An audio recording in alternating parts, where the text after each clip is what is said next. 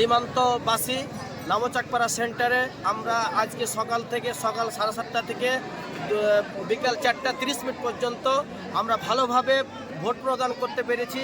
আমাদের বিজেপি ভাইরা এবং অন্য আমাদের প্রশাসনের ভাইরা আমাদেরকে ভালো সহযোগিতা করে, তাদেরকে আমরা অনেক অনেক ধন্যবাদ দিয়ে আমরা শেষ করছি।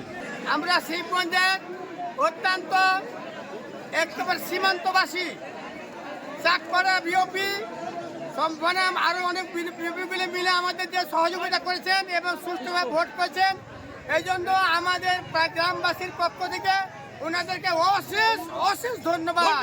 আমরা তিরঞ্জের উত্তরোত্তর উন্নতি কামনা করি।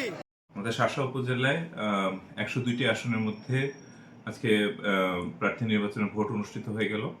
আমাদের বিজিবির 5 প্লাটুন বিজিবি আমাদের সাথে ছিল এবং আমাদের 5 জন এক্সিকিউটিভ ম্যাজিস্ট্রেটের সাথে তারা দায়িত্ব পালন করেছে এবং তারা মাঠে আছে।